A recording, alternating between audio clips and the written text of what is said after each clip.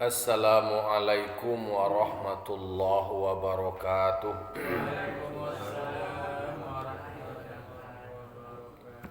Alhamdulillah wassalatu wassalamu ala rasulillah wa ala alihi wa sahbihi wa mawala ma ba'du.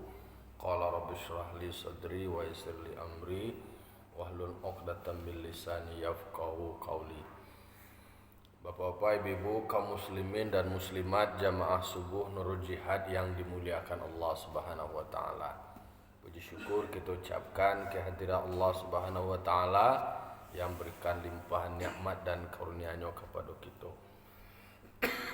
Salawat dan salam kita kirimkan kepada arwah junjungan kita Nabi besar Mustafa Muhammad sallallahu alaihi wasallam, tauladan kita, panutan dalam jalani hidup dan kehidupan. Baik bapak-bapak, ibu-ibu jamaah yang dimuliakan Allah, pagi kini kita akan mendiskusikan membahas surah Al-Imran ayat 52. Jadi surah Al-Imran ko banyak bercerita tentang Nabi Isa. Jadi Nabi Isa, Siti Maryam, Imran. Jadi Imran kakek dari Nabi Isa. Cara soal Nabi Isa. Di ayat 52 ko menceritakan tentang apa yang dirasakan oleh Isa di akhir-akhir beliau mengatakan di dalam ayat 52, falamma ahassa Isa minhumul kufra. Tatkala Nabi Isa merasakan, mengetahui dari umatnya soal kekufuran. Jadi banyak nang kafir, banyak nang karengkang, banyak yang kufur dari umatnya Nabi Isa, yaitu orang Bani Israel. Tarasodenyo wa aradu qatslahu, tafsirnya mereka berkehendak untuk membunuh Isa. Jadi lado garak-gari, lahdo raso, lahdo feelinge, lahdo firasate de Nabi Isa, ko bantue banyak nan malawan, banyak nan kafir, bahkan banyak nan banci, bahkan ada berkeinginan untuk membunuhnya. Kan Nabi Muhammad menjalang beliau Isra Mi'raj pun ada loh tuh gerakan dari kelompok Quraisy untuk menghabiskan Nabi Muhammad. Jadi Rasul itu berhadapan dengan kondisi di mana manusia merasa terusik, merasa terganggu, merasa terancam dengan keberadaannya, mangko berkeinginan untuk melenyapkannya. Macam-macam lah propaganda, caroe hasutannya, fitnah terkait dengan Nabi Isa. Dan itulah taraso dari Nabi Isa. Lalu Nabi Isa berkata, qala man ansari ilallah. Kata Nabi Musa kepada kaumnya, pengikut setianya, man ansari ilallah, sianan bersedia menjadi penolong, artinya pembantu aku untuk menegakkan agama Allah. Itu tinjauan dari Nabi Isa kepada kaumnya. Iko dari sekian banyak ternyata ada penyusup, bahkan banyak yang kafir. Lalu di hadapan pengikut jamaah umat yang setia, beliau sampaikan bana curahan hati. Ko baswa wae ko lah babisya-bisya namanya ko. Sia nambah sadio, sia nalaya muasana lai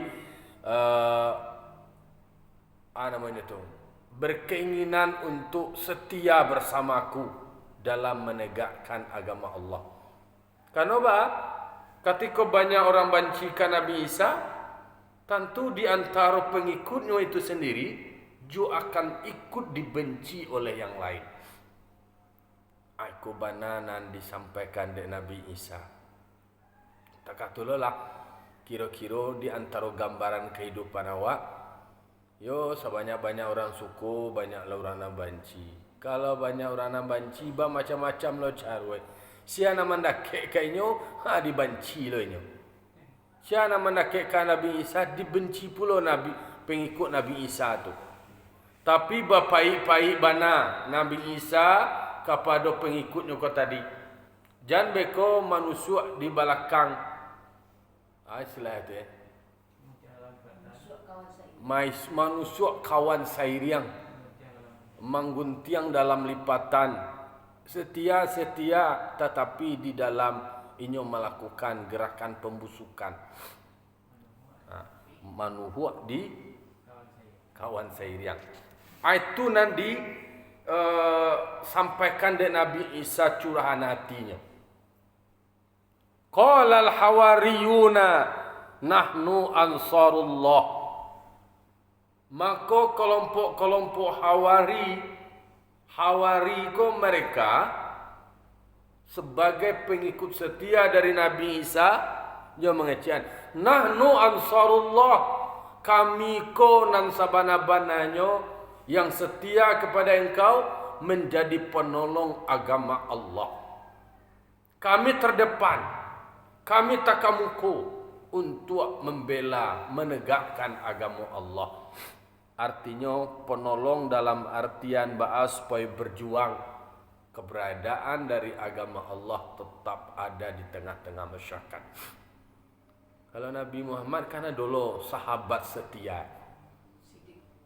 Sahabat setia yang kemudian dari awal mengetahui suka duka perjuangan Nabi Muhammad. Kalau Nabi Muhammad di kalangan tua itu diwakili oleh Abu Bakar. Di kalangan perempuan diwakili oleh Khadijah. Di kalangan orang baga pemberaninya diwakili oleh Umar bin Khattab. Di kalangan orang kayo diwakili oleh Utsman bin Affan. Kemudian anak muda yang cerdas, intelektual diwakili oleh Ali bin Abi Thalib. Di kalangan hamba sahaya, orang biasa-biasa tapi setia, itu Bilal bin Rabah dan beberapa sahabat-sahabat lainnya. Jadi beliau mengetahui proses perjuangan Nabi, merasakan suka dukanya, dan merekalah setia kepada Nabi. Nah, oleh karena itu memang di antara awak tak katuju. Kalau kawan sekolah, kawan kuliah, kalau kampung dulu tampe wak bayo-yo. Memang dalam secara psikologi awak ko nak bisa lo kadang-kadang menyelesaikan masalah awak surang. Para lulu kawan tampe awak bayo-yo. Sampai curhat lah. Salah awak memilih kawan, ayo tenggelam awak deh. Lingkungan itu punya pengaruh besar. Jadi kalau istilah orang tasawufnya, kalau mencaliak seseorang, caliaklah siap kawannya. Kalau nyoleh berkawan orang alim, orang yang ahli ibadah, orang yang taat, tergambarlah seperti itulah kira-kira ini. Kalau berkawan lo jana lain, yo sakue-kue, semoga bisalah menjaga, tapi pengaruhnya besar. Berkawan jo tukang saluang, sakurang-kurangnya tu dapat jo kencong muncung kan itu istilahnya. Berkawan jo orang tukang mengalih parfum, itulah kek jo harum alai berkawan jo orang alai.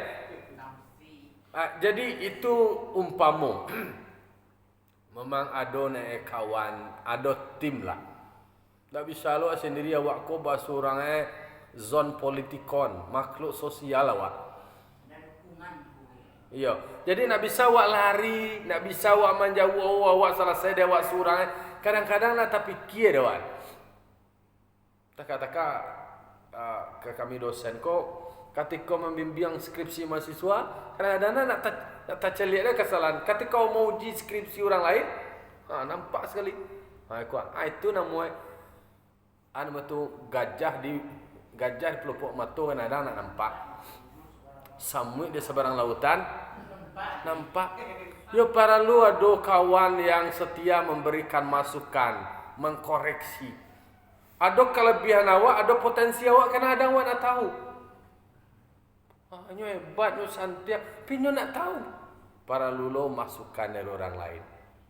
Jadi nak bisa awak lari, nak bisa awak menjauh, karena awak makhluk sosial. Jadi mangkonyo berarti awak penting jo punya sahabat. Nak kawan dah, nak teman dah, kau istilah lah kau. Dan sahabatku adalah dia tetap menjadi sahabat dalam suka dan duka. Tapi kalau kawan, kau kecil orang definisinya kau. Kawan kau ketika awak lekayo, kawan kau tibunya. Tipu bansai, oh jauh sadue. Kalau awak lebar ado kau baru sana je orang kawan. Malah kau sahabat bacolah sosok jerami osa kampung dia awak. Oh konyo dak ke rumah awak, ikonyo anu koko tumpai koko tali ko aja. Tapi kalau ndak sia-sia awak apolai awak menjadi ala namanya ko orang indak takamungko disesabuin apa kan nama ocean piaman ko lawe. Jauh jauh jarak aja waktu. Jadi Nabi Isa pun secara manusiawi beliau merasakan memang ada kegalauan. Karena ada orang yang akan membunuh, ada orang yang akan menyakitinya. Jadi secara kejiwaan, secara psikologis ya para lu curhat. Jadi curhat itu adalah bagian ada dalam teori penyelesaian masalah-masalah psikologi sosial. Harus ada teman bicara awak. Teman bicara ke apa? Kadang-kadang ketika dicari tuan, itu adalah bahagian dari menyelesaikan masalah. Nah dicari tuan itu lalapeh itu. Tapi jangan salah memilih teman curhat. Kau tak pilih lo kawan curhat yang salah kesudahnya. Wah mencari tuan rasio-rasio awak, kemudian mencari tuan nasib keluarga awak. Oh iyo, kau ya, hanya bermain lo di belakang tu deh.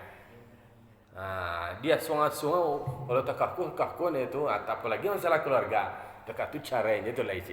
Namuh tu dah kira nyolo nak masuk membiak sudah tu lah. Anak dulu nama tu pagar memakan tanaman. Kawan-kawan je, kawan lah bercerita ke hanya dia lubik dan salah. Nak mencegah anda justru bertambah sakit deh.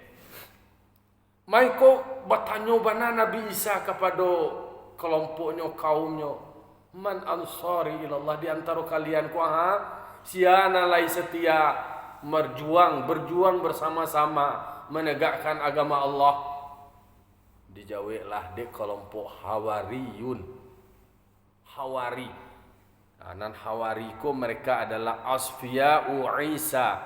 Orang-orang yang barasiah, orang-orang pilihan, orang-orang terbaik, orang yang awal pertama beriman dengan Nabi Isa. Kau Hawariyun ko orang yang pertama tahu bana jo Nabi Isa berjuang bersama dari awal.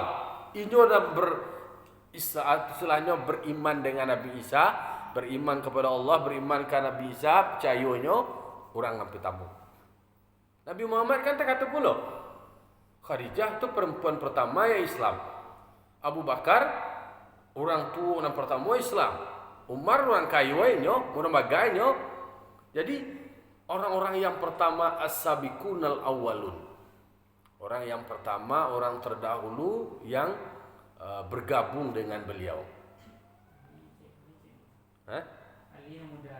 Ayo, nama Dueli, konek kayunya Utsman, orang hamba sahayanya Bilal bin Rabah dan lain-lain. Lalu kemudian di dalam tafsir dikatakan wa kanu 12 rajulan minal hur. Ternyata jumlah mereka itu adalah 2 balai orang laki-laki yang berasal dari kelompok Hur. Hurku adalah huwal bayat al-khalis, orang yang biasa memakai baju putih dan barasiah.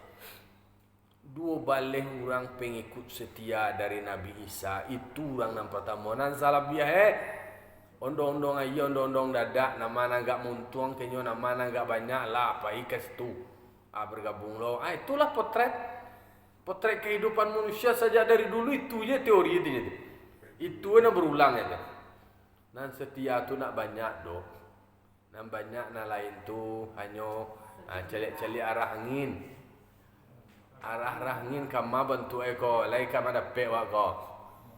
Ko wak satu lo, ada angin barat, pailo ke barat. Ada angin timur, pailo ke timur. Habis ko kalau indak lo lai lah karam lo lah melompek lo lai. Pindah lo lai, lain lo lai, lah berlabuh ke lain hati, lah berubah. Jadi mengkonyo peristiwa sejarah dari Nabi Isa itu menceritakan, mengingatkan kepada awak tentang perilaku kebanyakan dari manusia. Apalagi Nabi Muhammad ketika menceritakan Isra Mi'raj itu tidak mudah. Justru orang yang pertama imannya tanggung-tanggung adalah kampung beriman. Ada cerita dari Nabi Muhammad tentang beliau lah balik dari Masjidil Aqsa, Yerusalem, Palestina. Lah balik lo sampai ke Sidratul Muntaha, ke Mustawa. Kecik Abu Jahil nak kababaun ko do cito nang kainda-inda je. Ayo kamu lah percaya kamu mai koko. Kecik Abu Jahil kana lain.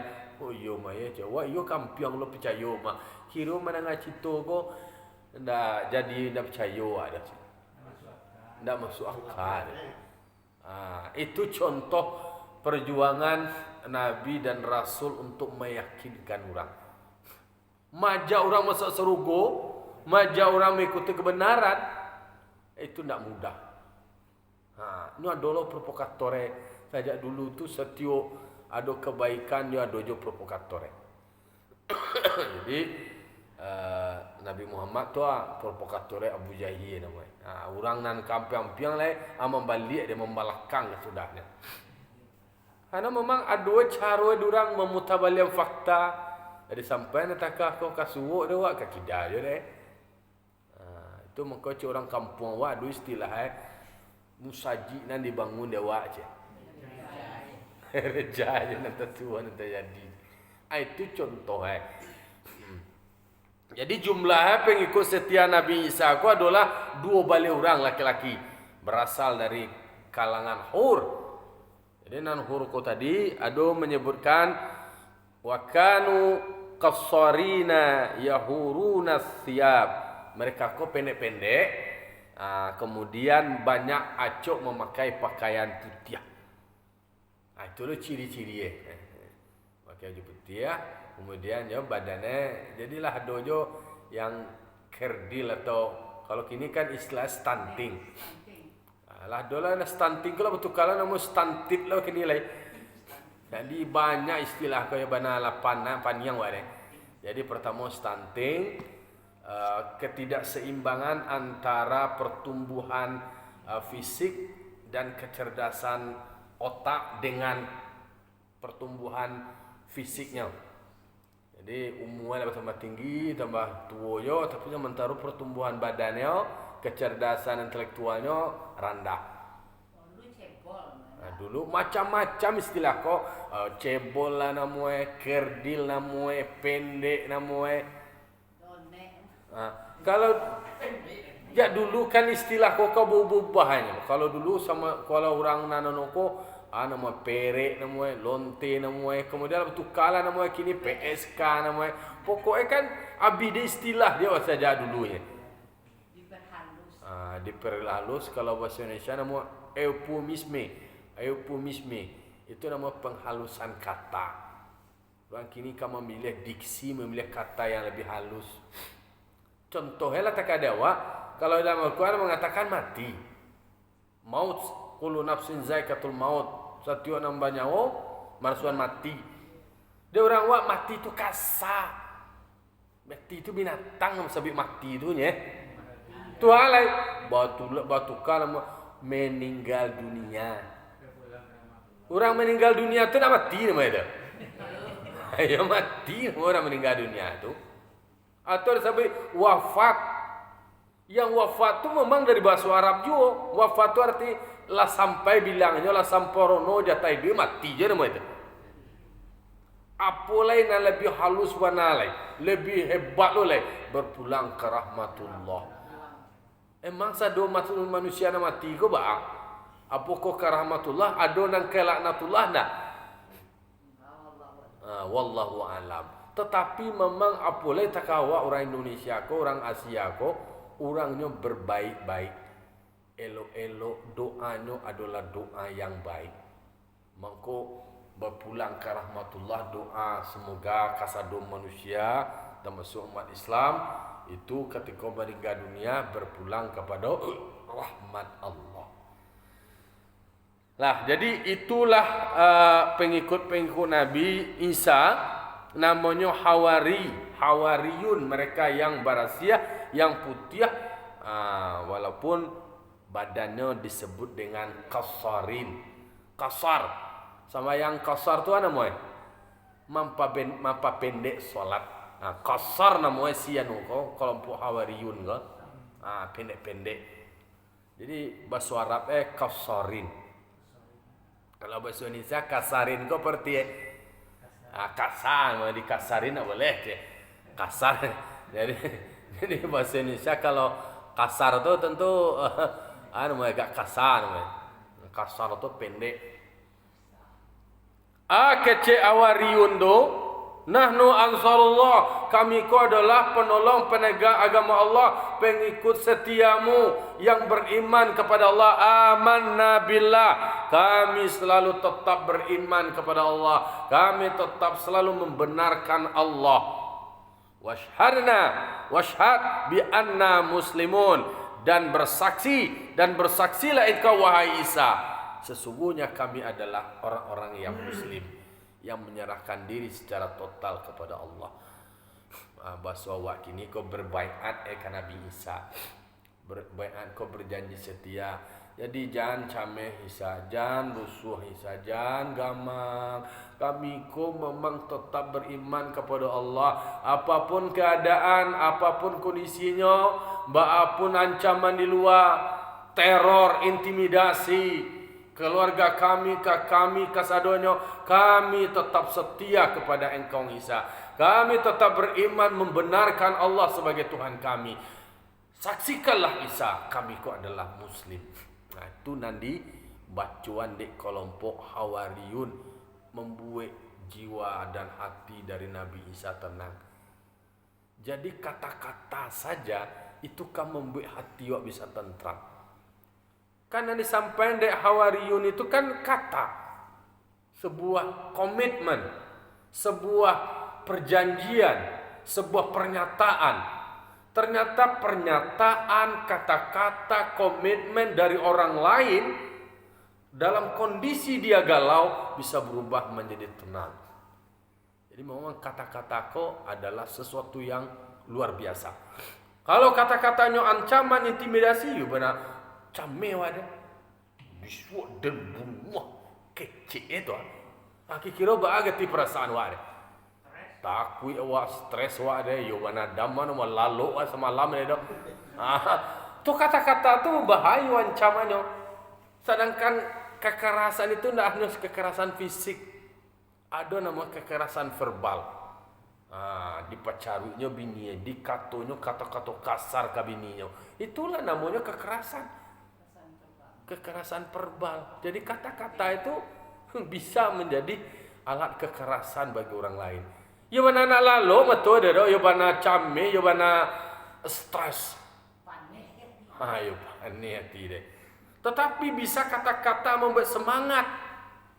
Ketika ada masalah, lah dengan kata-kata bisa menjadi semangat balik. Bisa menghibur. Kan pemimpin itu hanya dengan kata-kata bisa membakar semangat pasukannya. Dalam perang. Kau pasukanlah cameh wah. Apalagi Nabi Muhammad ketika menghadapi berbagai macam perperangan. Jumlah seketik lawan banyak, kira-kira akan naik mental itu. Orang banyak tu senjata lengkap, nyo gadang-gadang, bagak-bagak, awak ko kenek-kenek, senjata nak cukui, jumlah sengenek lo. Katakanlah anda waktu pesimis, takut. Tapi hadirnya seorang pemimpin yang kuat dengan kata-kata, jangan pernah takut, jangan pernah cemas. Kita harus yakin kita bersama Allah. Di anunya di Allah Ta'ala mato orang kapia ko jumlahnya seketik ko lah terasolo banyak orang kapia ko di Bali aja kan sudahnya orang nan banyak ko tadi nan takui lagi cameh gacai menggigi ngalah itulah mongkonyo jangan pernah pesimis wala asu merahmatillah jangan pernah putus asa jangan pernah pesimis jangan pernah khawatir baik jumlah sedikit jumlah anggota randah-randah kene-kene Allah yang Maha Kuasa. Jadi kelompok dari Hawariyun dengan kata-kata kegalauan, kekhawatiran, kecemasan akhirnya hilang. Nah, jadi tanang jiwa nilai. Lah, itulah pagi kini kok sebuah pengalaman, sebuah sejarah yang menginspirasi bagi awak tentang kondisi Nabi Isa di tengah ancaman, kemudian gangguan, teror dari kelompok-kelompok yang akan merencanakan membunuhnya. Tapi kemudian adanya kelompok dan pengikut yang setia memberikan penguatan, memberikan penyataan yang kemudian membuat Nabi Isa menjadi lebih percaya bahwa dia punya pengikut yang setia. Karena memang dirasakan oleh Nabi Isa ada gerakan-gerakan internal menyusup di bawah tanah, di bakawan ia dimungko, tetapi ia merencanakan untuk rencana pembunuhan terhadap Nabi Isa. Akolah ayat 52 ko aja baru saya kita baca sebagai pengalaman pengetahuan tentang memang kekuatan dari kata-kata itu adalah sesuatu yang luar biasa. Mangko kata yang baiklah tadi awak berikan motivasi anawa, motivasi masyarakat dengan kata-kata itu semoga terjadilah perubahan ke arah yang lebih baik. Fa'tabiru ya ulil absar la'alakum turhamun. Assalamualaikum warahmatullahi wabarakatuh.